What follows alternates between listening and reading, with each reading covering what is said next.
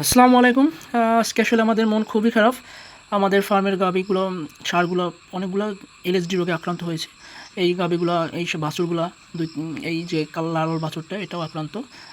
এই আপনার লম্বা কালার এই গাভীটা এটাও আক্রান্ত, যেগুলো আলাউদ্দিন আসলে হাত দিয়ে দেখাচ্ছে যে আসলে এগুলো অসুস্থ। এই কিছু বাছুর অসুস্থ হয়েছিল ফার্স্ট টাইম, তারপর ওই থেকে আর কি এলএসডিটা আর কি ঢুকছে। ফ্রিজিয়ান গাভীটা অসুস্থ, সাদা ষাঁড়টা অসুস্থ, পাশে লালটাও অসুস্থ। তাই এখন আমরা ভ্যাকসিন করবো ওদের, ইঞ্জেকশন। আমরা ইঞ্জেকশন দিতেছি মক্সিলিন বেড, সাথে দিতেছি টাপনিল জ্বরের ব্যথার জন্য, আর দিতেছি ফাস্টভেট।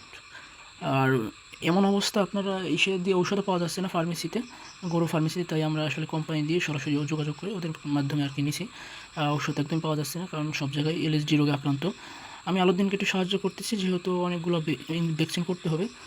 প্রায় 10টা গরু আক্রান্ত অলরেডি, তো আমি ওই সাহায্য করতেছি। ওই জিজ্ঞেস করে নিতেছি যে আসলে কীভাবে কী করবো। তো বলছে এইভাবে করেন, তো আমি ওইভাবে কথা মতো করতেছি। প্রথমে একটা ভাঙে নিলাম, তারপরে ভিতরে তরল পদার্থটা আমি ইঞ্জেকশন দিয়ে নিয়ে এসে টাপ যে পাউডারটা আছে পাউডারটার ভিতরে ঢুকাইয়া সুন্দরমতো নাড়াই চাড়াই একবার মিক্স করে তারপরে আসলে করব। তো আমি আলাউদ্দিনের সাথে পারতেছিলাম না, যেহেতু অভিজ্ঞ লোক, আমি অনভিজ্ঞ নতুন একজন। তাই একবারে কাজ হয় না, দ্বিতীয় 3বার লাগছে আমার খুব করতে, আর তোর পদার্থটা বের করতে। তো শেষে আমরা একে একে সবগুলো করে নিতেছি, মিক্স করে নিতেছি। ইঞ্জেকশনগুলো গরুকে করার উপযোগী করে নিচ্ছি, সবগুলো মিক্স করে আমরা ওইগুলো ভিতরে ঢুকাই দিচ্ছিলাম। পরে পাশে আমাদের মন্নান ভাই, কবির ভাই, তারা আসলে সুন্দরভাবে মিক্স করে নিতেছে। তো আমাদের প্রায় করা, আমরা মক্সিলিন বেটের পাউডারের ভিতরে পানিটা দিয়ে নিচ্ছি, আর পাশে বসে কবির ভাই, মন্নান ভাই, তারা আসলে মিক্স করে নিচ্ছে সুন্দরভাবে। তো আমরা প্রায় শেষ পর্যায়ে এসে গেছি, সব প্রস্তুত হয়ে গেছে, এই যে দেখা যাচ্ছে। তো আমরা যাবো এখন ইঞ্জেকশন করার জন্য।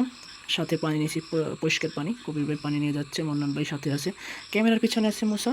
তো আলাউদ্দিন ভ্যাকসিন করতেছে। আমি পিছনে বসে আসলে ধারাই দেখা ছাড়া আসলে ওই রকম আমার কিছুই করার ছিল না, কারণ যেহেতু আমি ইঞ্জেকশন কখনো করিনি, তাই আমি দেখতেছি আসলে কীভাবে কী করতেছে, নিজেকে প্রস্তুত করতেছি।